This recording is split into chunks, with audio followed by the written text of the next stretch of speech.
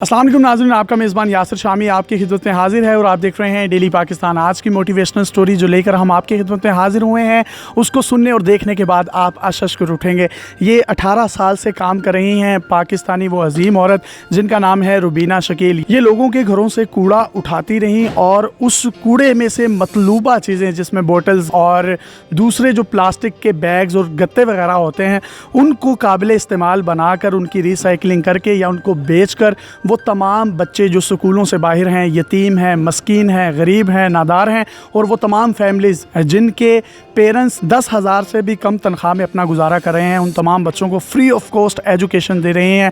इसके अलावा मैं आपको ये भी बताता चलूँ कि जो आबरू एजुकेशनल वेलफेयर ऑर्गेनाइजेशन जो है ये इस वक्त मौजूद है नश्तर कॉलोनी में, और नश्तर कॉलोनी में एक गंदा नाला भी है और जहाँ पर गंदा नाला हो वहाँ के मुल्हिका लोगों में हेपेटाइटिस आम तौर पर पाया जाता है, जिसकी वजह से इन्होंने उन तमाम बच्चों को जो स्कूल में पढ़ते हैं उनके लिए एक वाटर फिल्ट्रेशन प्लांट भी लगाया है। जबकि उन तमाम बच्चों को जब वो स्कूल में आते हैं तो ये वाहिद दुनिया का शायद स्कूल होगा जिसमें उनको फ्री ऑफ कॉस्ट लंच भी दिया जाता है। इसके अलावा उनकी नशरुमा के लिए और उनके अंदर पैदा होने वाली मुख्तलिफ बीमारियाँ उनको दूर रखने के लिए और उनकी ज़हनी नशरुमा को मजबूत बनाने के लिए इन्होंने बाकायदा तौर पर एक डेयरी फार्म भी बनाया है जिसमें 30 भैंसें हैं और इन भैंसों के दूध को क्लासेस शुरू होने से पहले असेंबली के बाद क्लास में जाकर एक एक बच्चे को दूध का गिलास भी सर्व किया जाता है। बहुत शुक्रिया डेली पाकिस्तान को टाइम देने का।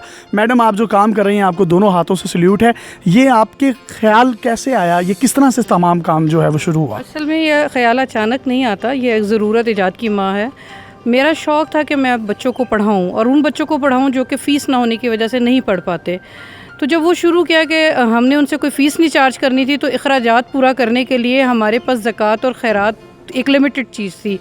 अखराजात ज़्यादा थे, ज़कात और खैरात कम थी। तो फिर यही सोचा क्या किया जाए। तो सबसे पहले बीइंग अ मुस्लिम मुझे तो ये बात का यकीन है कि मैंने बड़ी दुआ मांगी रब्बुल इज़्ज़त से कि मुझे बरकत वाला और इज़्ज़त वाला काम दे। तो मुझे नहीं पता था मेरे मैम ये कूड़े का ख्याल कैसे? जी, ख्याल ऐसे आया है कि जब ज़रूरत पड़ी कि पैसा लाया जाए, कहाँ से लाया जाए, मांगते रहे हर वक्त नहीं, कुछ ना कुछ करना है। इर्द गिर्द काफ़ी सोचने के बाद मेरी एक दोस्त ने मुझे कहा कि तुम ऐसा काम कर सकती हो कि कूड़े को रिसाइकिल करो। मैंने कहा कैसे कर सकती हूँ? उसने कहा सोचो। और बचपन से आप एक आवाज़ सुनते हैं, लैलन दी जूतियाँ ले लो, तो पुराने कपड़े, पुराने जोगर ले लो, हाँ, सूखियाँ रोटियाँ ले लो। तो फिर मैं बन गई, आवाज़ लाई।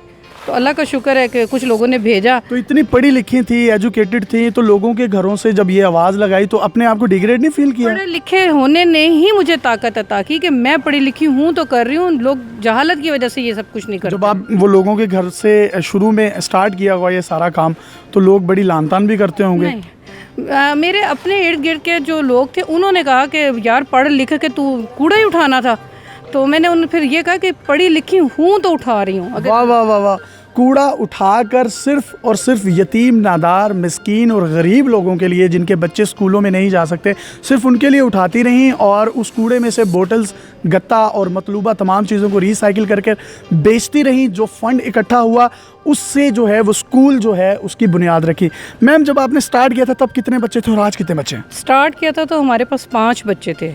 आज कितने हैं? आज 5,000 से ज़ायद बच्चे हैं। लोग मिलते गए और कारवां बनता गया अल्हम्दुलिल्लाह। अब इसके लिए 5,000 बच्चों के लिए प्रॉपर तौर पर कोई टीम आपने रखी है? पूरी टीम है हमारे पास। 150 से ज़ायद लोग हैं जो मेरे साथ मिलके काम कर रहे हैं, जो कि एम्प्लॉय हैं। पेड़ कूड़ा किस तरह से उठाते हैं? कूड़ा हम मुख्तलिफ दिनों में मुख्तलिफ जगहों पे जाते हैं, मुख्तलिफ एरियाज़ में जाते हैं। उससे पहले हम कैंपेन चलाते हैं। मैं और मेरी सारी साथी टीम जो है कॉलेजेस में, स्कूल्स में डोर टू डोर जाती है और बताती है कि इस कूड़े को ज़ाया ना करो। हम लोग इससे मैम, हमने डेयरी फार्म भी देखा। उस डेयरी फार्म में ये देखा गया कि शायद ये पाकिस्तान की तारीख का पहला स्कूल होगा जिसमें बच्चों को दूध भी पिलाया जाता है। तो वो दूध पिलाने की का क्या कंसेप्ट है? दूध पिलाने का कंसेप्ट ये है कि मोस्टली बच्चे बीमार रह रहे थे और लागर होते थे।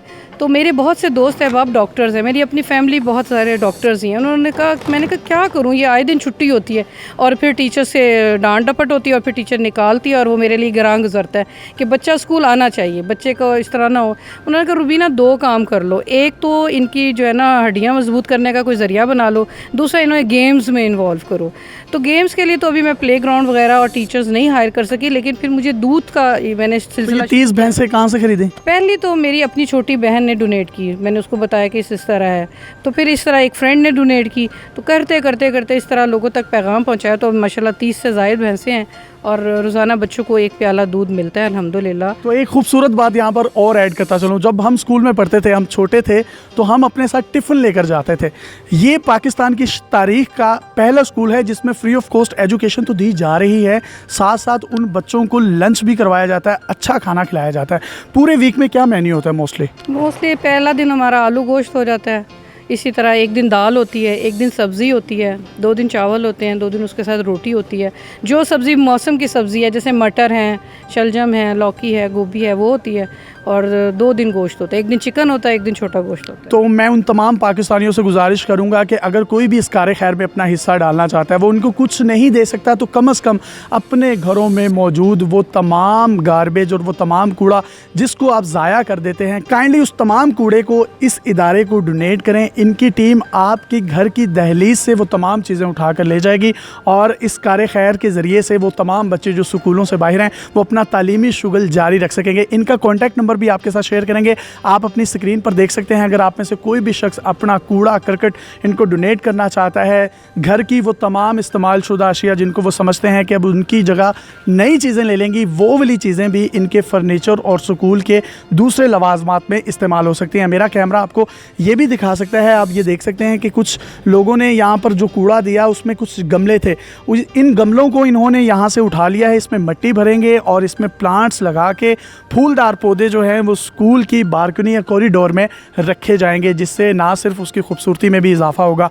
अपने मेज़बान यासिर शामी को इजाज़त दीजिए और देखते रहिए डेली पाकिस्तान। अगर आपके पास भी कोई मोटिवेशनल स्टोरी, हैरत अंगेज़ टैलेंट है तो आप हमारे पेज पे हमें इनबॉक्स कर सकते हैं। अल्लाह हाफ़िज़।